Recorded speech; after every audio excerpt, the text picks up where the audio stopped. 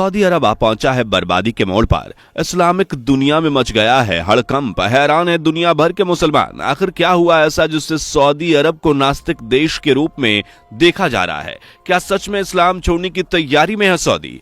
क्या है पूरा मामला, आइए जानते हैं। आखिरी नबी का मुल्क निकल पड़ा है नास्तिकता की राह पर। सऊदी अरब जहां संविधान ही कुरान और कुरान ही कानून है, वहां खुलेआम होगा शराब, शबाब और कबाब का इंतजाम। जी हाँ, सऊदी अरब जिसे शरीयत पर अमल करने वाला देश माना जाता है, वहीं आज इस्लाम छोड़ने की तैयारी में है। दोस्तों, ये सब बातें सुनकर जरूर आप भी हैरान हो गए होंगे। वाकई ये हैरानी की बात है। वो देश जो अक्सर अपने वसूलों और नियमों के लिए दुनिया और देश में शुमार रहता है, वही देश आज अपने सभी नियमों और कानूनों को तोड़ता हुआ नजर आ रहा है। दुनिया भर में इस्लाम का गढ़ कहा जाने वाला देश सऊदी अरब को आज दुनिया बदलते हुए देख रही है। यही वजह है कि दोस्तों आजकल आए दिन सऊदी अरब खबरों और सुर्खियों में रह रहा है। दिन ब दिन सऊदी अरब में आती हुई तब्दीली को देख केवल इस्लामिक देशों में बल्कि दुनिया के हर वो कोना जहां इस्लाम धर्म को मानने वाले लोग रहते हैं, उनके माथे पर चिंता की झुर्रियां नजर आ रही हैं। क्योंकि जो बर्बादी और तबाही की भविष्यवाणी पैगंबर हजरत मोहम्मद ने अरब और अरबियों के लिए की है, वो सऊदी अरब में होने वाली तब्दीली को देखकर पूरी होती हुई नजर आ रही है। दोस्तों, सऊदी अरब जिसके इतिहास पर अगर हम गौर करें तो एक ऐसा देश जो अपनी सख्त विचारधारा के लिए जाना जाता था, आज नाइंसाफी बिल्कुल बर्दाश्त नहीं की जाती थी। जहां यही नहीं, इस देश को सखावत और तहजीब वाला देश भी माना जाता था, लेकिन आज इसी देश की धरती पर नाच गाना और हर तरह की अश्लीलता को आम बनाया जा रहा है। अरब की जमीन पर ऐसी हरकतों को देखकर आज इस्लामिक दुनिया में हड़कंप मच गया है। दोस्तों, वाकई इस बात में कोई शक नहीं कि शरीयत और इस्लाम का नाम जितना सुनने में अच्छा लगता है, उतना ही कठिन इस पर अमल करना होता है। बिल्कुल ऐसा ही कुछ सऊदी अरब का आलम है, जहां सऊदी अरब के क्राउन प्रिंस मोहम्मद बिन सलमान अल सऊद और उनके साम्राज्य को शरीयत के ऊपर चलना और इस्लाम पर अमल करना मुश्किल लगने लगा है। यही नहीं, बताया तो ये भी जा रहा है कि सऊदी अरब को बदलने के लिए करीब 80 मंसूबों की प्लानिंग भी की गई है, जिसे करीब 2030 तक पूरा किया जाएगा, जिसके तहत शाह अब्दुल्ला बंदरगाह बनाने की प्लानिंग है।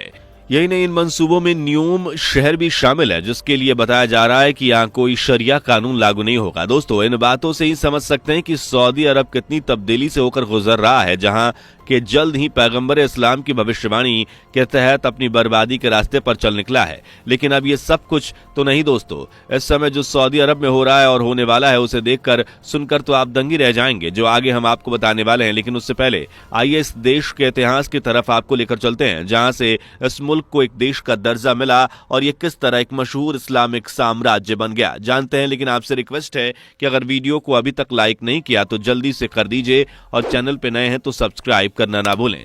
दोस्तों, एक समय ऐसा था जब इस देश को उस्मानी तुर्क साम्राज्य का हिस्सा माना जाता था, लेकिन यहां भी एक ऐसी हवा चली जिसने मुल्क को अलग अलग टुकड़ों में बांट दिया। यह हवा थी नस्लवाद और राष्ट्रवाद की।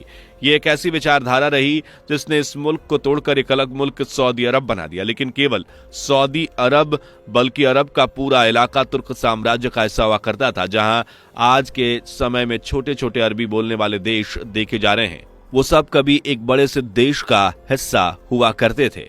आपको बता दूं कि राजपाट और सत्ता का मामला हमेशा एक बड़ा बवाल ही खड़ा करता है। यही लालच वजह रहा जिसने पूरे अरब और तुर्क सल्तनत को कई छोटे छोटे टुकड़ों में बांट दिया, जो आज अरब देशों में गिने जाते हैं। सऊदी अरब को एक अलग देश के तौर पर दर्जा दिलाने में सबसे बड़ा योगदान उन पश्चिमी देशों का माना जाता है जिन्हें मुसलमान अपना सबसे बड़ा दुश्मन मानते हैं। वैसे आपको बता दें कि इस मुल्क का नाम अल हिजाज हुआ करता था, लेकिन अल सऊद के नाम पर देश का नाम सऊदी अरब रखा गया। अल सऊद ने और उनकी संतानों ने बारी बारी से अरब की सरजमी पर अपनी हुकूमत चलाई, जहां अल सऊद की बादशाहत में सऊदी अरब एक अलग ही देश बन के दुनिया भर में उभरा।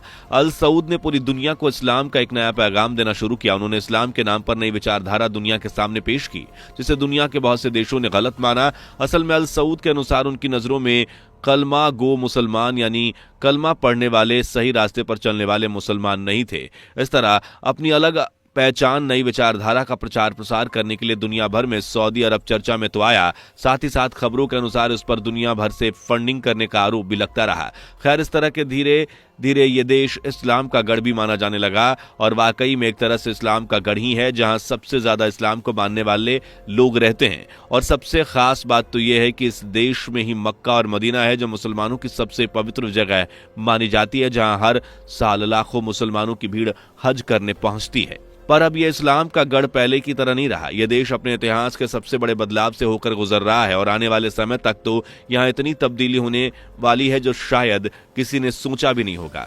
ऐसा हम क्यों कह रहे हैं, तो चलिए इसका हम आपको एक उदाहरण देते हैं। सऊदी अरब जिन चीजों का विरोध करता है, जैसे नाच गाना, आज वही प्रोग्राम सऊदी अरब में बड़े पैमाने पर कराए जा रहे हैं। हाल ही में सऊदी अरब की धरती पर म्यूजिक और डांस बहुत ही बड़ा ऐतिहासिक प्रोग्राम कराया गया, जहां सऊदी प्रिंस मोहम्मद बिन सलमान अल सऊद के इनविटेशन पर रियाद शहर में बड़े बड़े Bollywood star Salman Khan, Shilpa Shetty, Justin Bieber जैसे कई मशहूर हस्तियां इस प्रोग्राम में शामिल हुई, जहां जमकर नाच गाना किया गया।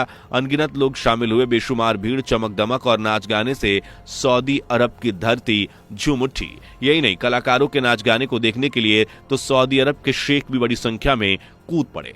वहीं सहाबा की संतान की हरकतों ने तो इस्लामिक दुनिया में सनसनी मचा दी है। सहाबा जिन्हें इस्लाम में एक खास मुकाम हासिल है, लेकिन आज उनकी संतानें नाच गाने और मौज मस्ती में इतनी मशगूल हो गई हैं कि उन्हें कोई होश ही नहीं है। ये सब देख आज दुनिया के मुसलमान बेहद हैरान है कि सहाबा की संतान और वो भी अरब की सरजमी पर ऐसी हरकतें कर रही हैं। मतलब ये तो वाकई हैरानी की बात है। ये तो कुछ भी नहीं दोस्तों, ये देश अपने धर्म को छोड़कर नास्तिकता की राह पर इस तरह निकल पड़ा है कि बताया जा रहा है कि वहां आस्तिकता का प्रचार करने वाले जमात पर भी पाबंदी लगा दी गई है। इस रोग की वजह से आतंकी गतिविधियां बताई जा रही हैं। इसलिए सऊदी अरब तबलीगी जमात को समाज के लिए बड़ा खतरा मान रही है। वही सऊदी हुकूमत के अनुसार यह जमात पैगंबर के रास्ते पर नहीं चल रही, जो बिना इल्म के तबलीग करती है, और यह अल्लाह और पैगंबर के खिलाफ जाती है। हालांकि तबलीगी जमात का पूरी दुनिया में अच्छा रिकॉर्ड है, जिसकी किसी समय पर सऊदी अरब माली मदद भी करता रहा है, लेकिन तबलीगी जमात को सऊदी अरब अपने देश में नापसंद करने लगा है, जिसकी सबसे बड़ी वजह सऊदी अरब का नास्तिकता की ओर बढ़ना है। यानी आप समझ सकते हैं कि सऊदी अरब किस तरह से नास्तिकता की राह पर चलने के लिए बेसब्र है। और यही नहीं, अभी हमने आपको नियोम शहर के बारे में बताया था, जहां ना शरिया को लागू किया जाएगा। खबरों के अनुसार यह शहर इजराइल के करीब बसेगा, जहां दुनिया के टूरिस्ट का आना होगा। यहाँ के कानून सऊदी अरब के कानून से पूरी तरह अलग होंगे, जहां बड़े बड़े खूबसूरत होटल्स, शबाब का भी फुल इंतजाम होगा। बोले तो सब कुछ खुल्लम खुल्ला होगा। साथ ही ये शहर दुनिया के महंगे शहरों में शुमार भी किया जाएगा, जिसके जरिए सऊदी खूब पैसा कमाएगा। किसी तरह सऊदी अरब बर्बादी के रास्ते पर निकल पड़ा है और ये तो हर कोई जान चुका है। और आज पूरी दुनिया की नजर सऊदी अरब पर टिकी हुई है। देखा जाएगा आगे क्या होता है। खैर, आपको वीडियो कैसी लगी कमेंट करके, और वीडियो को लाइक करके, शेयर करके, चैनल को सब्सक्राइब करके बेल आइकन को प्रेस करना मत भूलिए। अगली वीडियो में मिलते हैं, तब तक के लिए बाय बाय। दोस्तों, आपको स्क्रीन पर 2 और वीडियोस दिखाई दे रही हैं, जिसे देखने के लिए स्क्रीन पर क्लिक करें।